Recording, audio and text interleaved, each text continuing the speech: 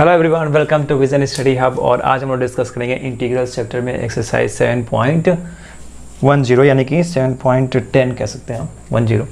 इसके बारे में हम लोगों को आज डिस्कस करना है इंटीग्रल्स में। तो इससे पहले हम लोगों ने सब्स्टिट्यूशन मेथड के द्वारा डेफिनिट इंटीग्रेशन करने के बारे में डिस्कस किया था कि डेफिनिट इंटीग्रल जो किया जाएगा सब्स्टिट्यूशन मेथड के थ्रू किया जाएगा।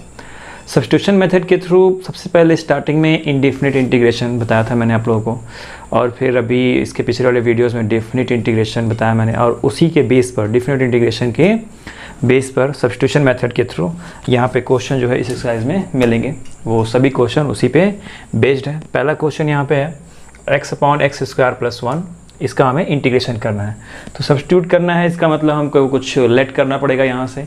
तो लेट करने वाला प्रोसीजर जो होता है वो नीचे डिनोमिनेटर में यहाँ पे पॉलिनोमियल फंक्शन है तो साफ साफ दिख रहा है। अब इसी के थ्रू यानी कि x² + 1 को हम लेट करेंगे। तो लेट बी x² + 1 = t। तो इसका डिफ्रेंशिएशन करेंगे लेफ्ट साइड को और राइट साइड को, दोनों को। तो ये मिल जाएगा 2x × dx। 1 का डिफ्रेंशिएशन नहीं होगा, 0 हो जाएगा उसकी वैल्यू, तो नहीं राइट करते हैं। और ये हो गया आपका dt। तो x और dx साथ में है तो x dx को छोड़ दीजिए यहाँ पे। तो x × dx = dt/2। तो एक तो हमें ये पुट करना पड़ेगा x² + 1 के प्लेस पर, और दूसरा ये। तो कुछ इस तरह से हो गया ये i की वैल्यू, i = इंटीग्रेशन है 0 और 1 को भी हटा देते हैं। अभी पहले इंटीग्रेट कर लेते हैं, फिर उसके बाद ये 0 और 1 लिमिट यहाँ पे पुट करेंगे। तो ये हो जाएगा आपका dt/2t। कितना हो जाएगा? dt/2t यानी कि 1/2 dt/t। करेक्ट है। तो ये मिल जाएगा आपको 1/2 log t। कितना मिल जाएगा? log और मॉड में t आप कह सकते हैं इसको, ठीक है, मॉड में t मिलता है। तो इसके अकॉर्डिंग जब आएंगे इस लिमिटेशन पे तो ये कुछ इस तरह से हो जाएगा आपका i = 0 और 1 आपको पुट करना था। तो ये हो गया आपका 1/2 log mod t, और इसको ब्रैकेट में रख लीजिए। नीचे 0 और एक्चुअली 0 और 1 नहीं पुट होगा, 0 और 1 नहीं पुट होगा। इसके अकॉर्डिंग हमको लिमिटेशन यहाँ पे बनानी पड़ेगी। लिमिटेशन जब t के टर्म में राइट कर रहे हैं तो लिमिटेशन आप बनाएंगे। लिमिटेशन मैं यहाँ पे दिखा दे रहा हूँ, फिर उसके बाद यहाँ चीज़ें देख लेंगे हम लोग। तो x = 1, 1 कह रहे हैं, हाँ 1 और 0, ठीक है। x = 1 पुट करेंगे तब कितना हो जाएगा? t = ठीक, when x = 1 देन t = 1 का स्क्वायर + 1। यहाँ से ये जो आपको प्रोसीजर यहाँ पे दिख रहा है यहाँ से हो रहा है। 1 का स्क्वायर + 1 = 2। कितना मिल गया? 2। और जब x = 0 तो t = 0 का स्क्वायर + 1 यानी कि 1। ये तो 0 हो जाएगा। तो 1 के प्लेस पर हम 2 पुट करेंगे t के लिए, और 0 के प्लेस पर 1 पुट करेंगे। तो ये हो जाएगा आपका 1 और 2, ठीक है, 1 और 2 आपका ये हो जाना है।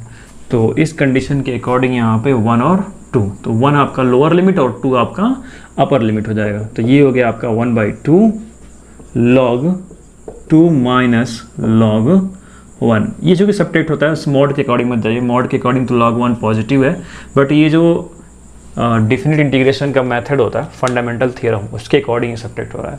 तो log 2 - log 1 की वैल्यू 0, इसके अकॉर्डिंग आपका ये बच गया 1/2 log 2। तो यही आपका आंसर है इंटीग्रेशन के बाद, ठीक है। इंटीग्रेशन किसका था? x/x² + 1 × dx। इसका हमको इंटीग्रेशन करना था। इसकी लिमिट्स थी 0 और 1, और जब सब्स्टिट्यूट किया मैंने यहाँ पे x² + 1 = t रखा। जब t रखा तो t के अकॉर्डिंग जो कंडीशन बन गई कि x × dx के प्लेस पर dt/2 पुट करना है। तो t के अकॉर्डिंग हमने इसकी लिमिटेशन को चेंज कर लिया। अब इसी के अकॉर्डिंग रखना ही था तो चेंज कर ले। तो x = 1 रखने पर 2 मिल रहा था हमको t की वैल्यू, x = 0 रखने पर 1 मिल रहा था। एक बात और यहाँ पर थी, अगर हम इसकी लिमिटेशन ना बनाते तो इस t के प्लेस पर हमको क्या करना पड़ता?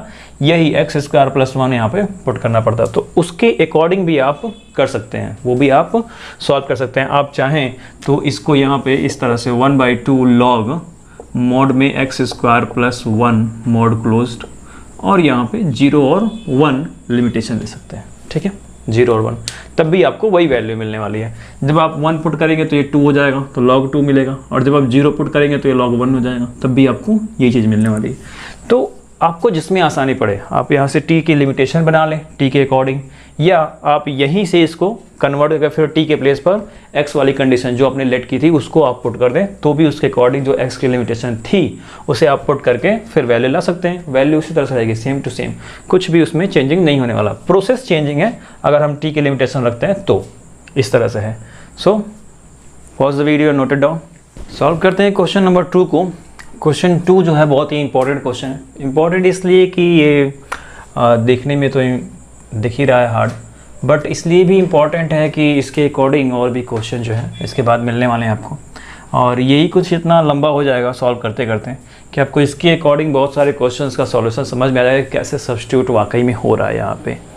तो ये जो जिस तरह से दिया हुआ है कि अंडर रूट में sin phi दिया हुआ है और फिर cos का पावर 5 और फिर phi दिया हुआ है इंटू डी फाई, यानी phi के रिस्पेक्ट में इसको इंटीग्रेट करना है।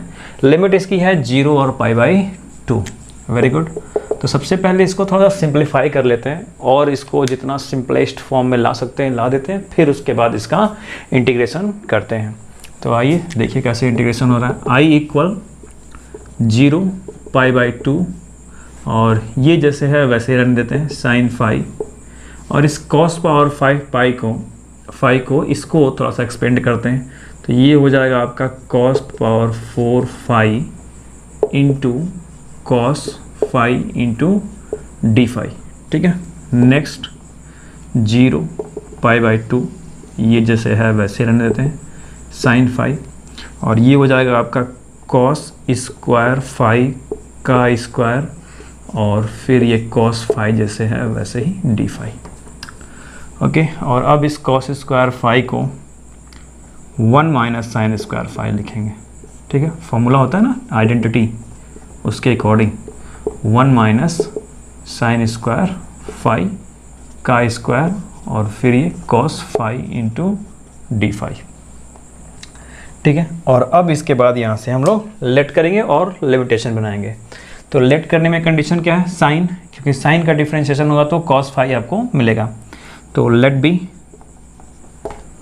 B sine phi equal t, then cos phi into D phi equal D T. और अब ये जो 0 और π/2 लिमिटेशन है इसको पुट कीजिए। ठीक है, phi के प्लेस पर व्हेन phi इक्वल 0, जब phi इक्वल 0 पुट करेंगे तब क्या मिलेगा, तब t इक्वल 0 ही मिलेगा। ठीक है, और जब phi इक्वल π/2 पुट करेंगे तो कितना हो जाएगा, sin π/2, तो sin π/2 की वैल्यू 1 यानी t इक्वल 1। अब आपको t equal 0 t equal 1 put करना है। ठीक है, ध्यान रहे, t equal 0 t equal 1 put करना है। तो ये आपका i कुछ इस तरह से हो गया, 0 और 1। अब 0 और π/2 नहीं रह गया, और ये हुआ क्या, इसकी जगह पे t लिखना है यानी कि अंडर रूट t, फिर 1 माइनस ये साइन स्क्वायर phi यानी कि t स्क्वायर का स्क्वायर इंटू डी टी। तो t के रिस्पेक्ट में अब इसका इंटीग्रेशन करना है। t के रिस्पेक्ट में ही इसकी वैल्यूज़ भी दी गई है, पॉलिनोमियल फंक्शन जो है वो उसी के टर्म में है। तो जब उसी के टर्म में है तो अब सॉल्व करना बहुत ही ईजी। थोड़ा सा इसको एक्सपेंड कर लेते हैं 1 माइनस टी स्क्वायर को a माइनस बी के होल स्क्वायर पे। तो ये आपका कुछ इस तरह से हो गया 0 1, ये t का पावर 1/2, और ये हो गया 1 प्लस t का power 4 minus 2t square into D T. ठीक है,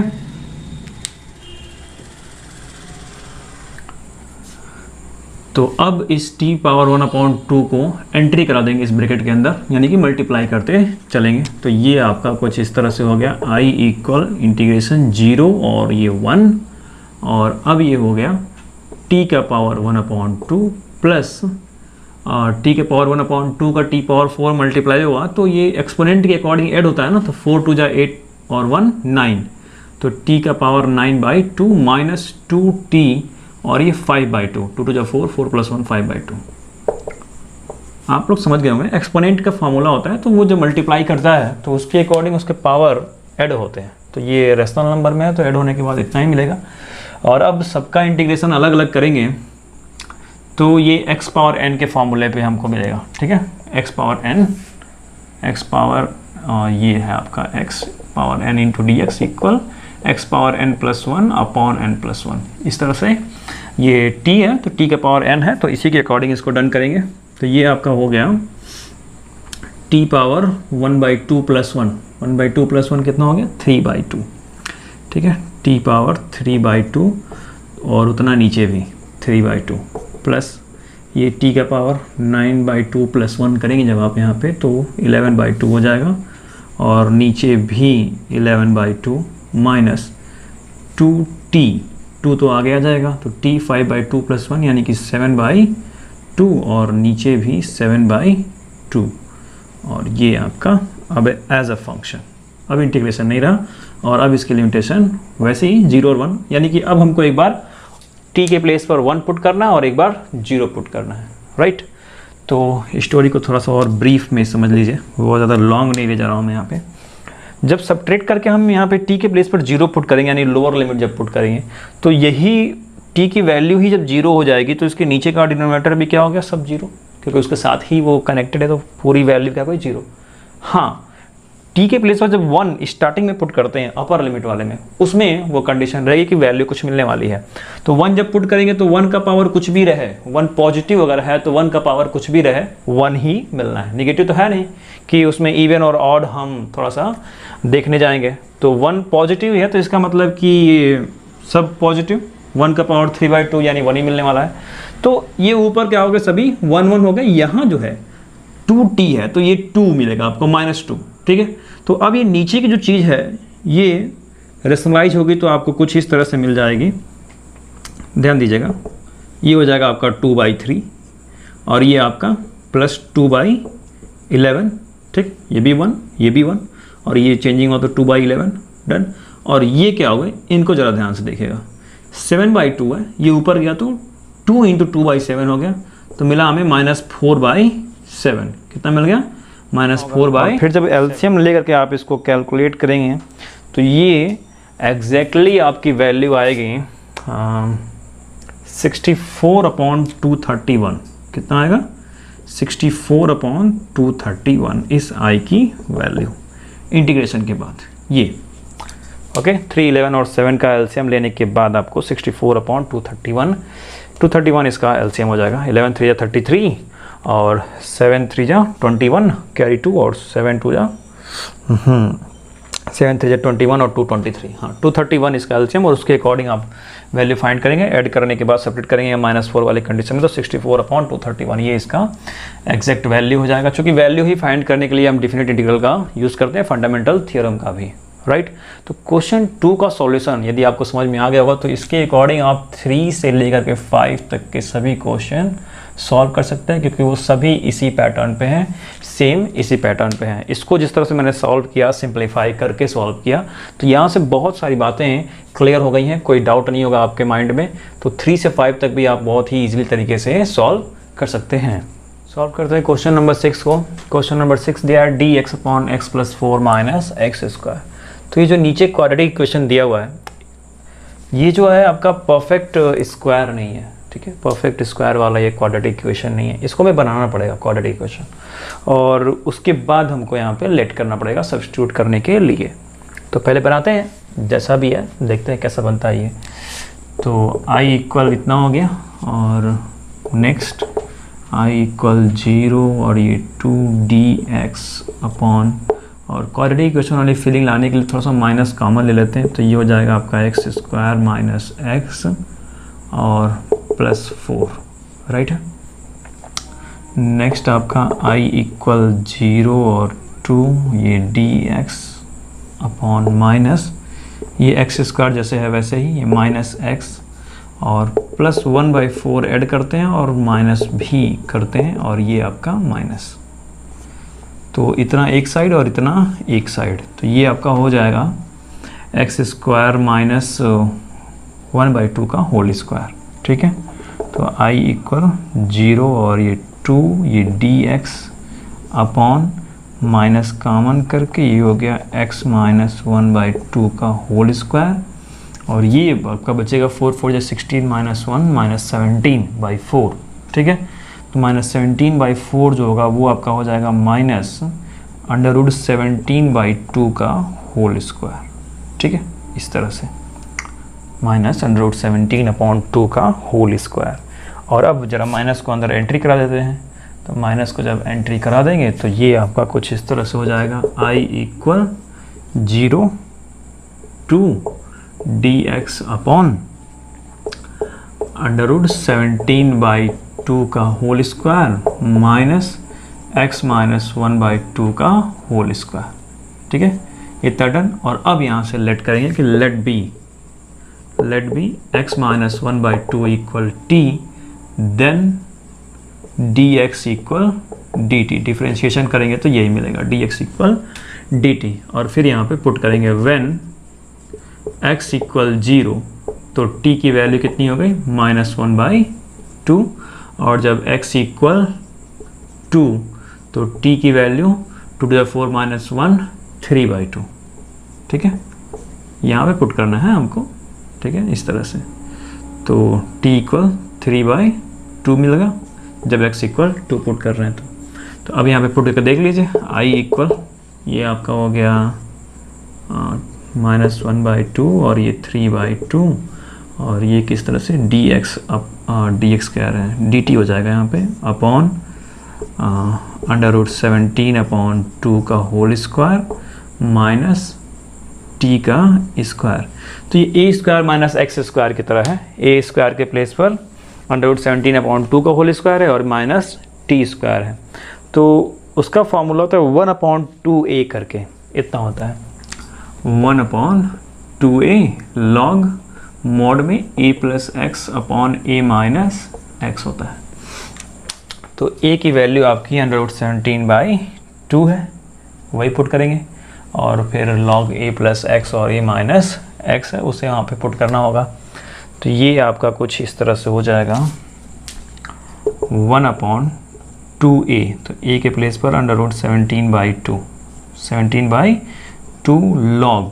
ठीक है, log हो गया, और मॉड में आपका हो जाएगा √a यानी कि √17/2, सिर्फ √17 है, 2 अंडर नहीं है। ठीक है, plus t upon √17/2 minus t, okay minus t है, और फिर इसको मैं बिग ब्रैकेट में कर दे रहा हूँ, ये -1/2 और ये आपका 3/2,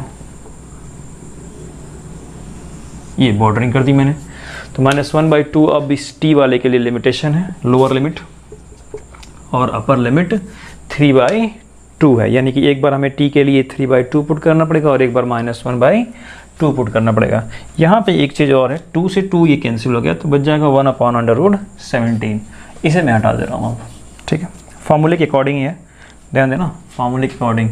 तो अब ये I इक्वल हो गया आपका 1/√17।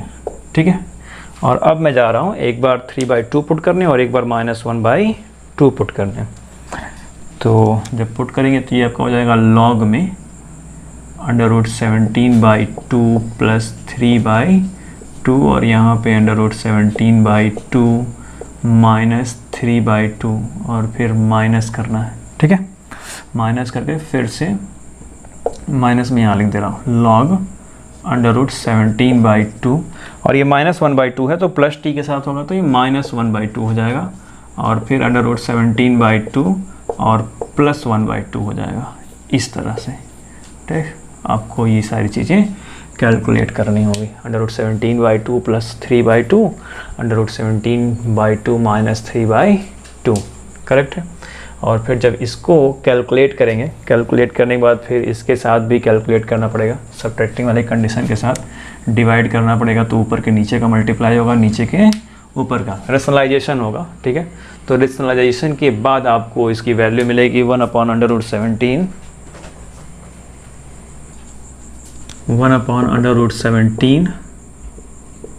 log, और ये आपका हो जाएगा 42 + 10 √17/8 इतना मिलेगा। ठीक है, मॉड में नहीं, ब्रैकेट में कर दे रहे हैं, मॉड में नहीं मिलेगा, मॉड तो हट गया आपका ये। तो ये अब यहाँ से ज़रा कुछ कॉमन लेंगे, 1/√17 क्या कॉमन ले सकते हैं, तो 4 2 जा 8, तो अगर यहाँ से हम 2 कॉमन लें तो यहाँ पे 4 मिलेगा हमको, और ये 21, तो लॉग ये आपका हो जाएगा 21 + 5√17/4, ये आपका वैल्यू हो जाएगा इसके इंटीग्रेशन का। ठीक है, dx/x + 4 - x²। अभी तो ये बहुत लॉन्ग जाता, बहुत लंबा चला जाता है ये, जब मैं इसका रेशनलाइज करके आपको दिखाता। हालांकि वो सब आप लोग कर सकते हैं रेशनलाइजेशन इसका, उसमें कोई दिक्कत नहीं है। लॉग वाली कंडीशन को, इसको पूरे को सॉल्व करना है, ठीक है, और फिर इसको सॉल्व करना है, और माइनस है तो डिवाइड होगा, तो डिवाइड वाली कंडीशन में ये नीचे जाता है, नीचे का ऊपर जाता है, तो उस कंडीशन के अकॉर्डिंग आप लोग सॉल्व करेंगे तो ये 42 + 10√17 मिलेगा। उसी को रेशनलाइजेशन में कह रहा हूँ। तो ये और लंबा चला जाता, तो उससे बेहतर है मैंने शॉर्ट में करके ही फिर आपको यहाँ पे डायरेक्टली लिख दिया 42 + 10√17। हालांकि उसको आपको करके दिखाना होगा, बोर्ड एग्जामिनेशन में अगर क्वेश्चन आता है तो 1/√17 log 21 + 5√17/4, ये आपका आंसर है। अब क्वेश्चन 6 की तरह ही क्वेश्चन नंबर 7 से लेकर के 10 तक के सभी क्वेश्चन सेम इसी पैटर्न पे हैं। अब इससे ज़्यादा हार्ड आपको सब्स्टिट्यूशन करने के लिए नहीं मिलेगा। ठीक है, सब्स्टिट्यूशन करने के लिए आपको ये सही मिलेगा। हाँ, सप्लीमेंट्री बुक्स में और भी ज़्यादा मिल सकते हैं, वहाँ पे कॉम्पिटिटिव एग्जामिनेशन के अकॉर्डिंग भी चीज़ें मिल सकती हैं, बट सब्स्टिट्यूट कुछ इस तरह से ही होगा। चीज़ें जो होंगी सब्स्टिट्यूट डेफिनेट इंटीग्रल में ऐसे ही होंगी, तो इसके अकॉर्डिंग ही आपको सॉल्व करना होगा। 7 to 10 भी आप बहुत ही इजीली तरीके से सॉल्व कर लेंगे अगर आपको ये पूरी बात समझ में आ गई है। तो इसको समझने के लिए कई बार देखिए, बार बार देखिए इस वीडियो को, ताकि ये सारी बातें आपको समझ में आ जाएं। जितना जल्दी आपको समझ आ जाएगा, आप उसके अकॉर्डिंग और इस सारे क्वेश्चंस की प्रैक्टिस कर सकते हैं, और भी जितना ज़्यादा सॉल्व करेंगे उतना ही बेहतर होगा आपके लिए। So students, pause the video और नोट इट डाउन।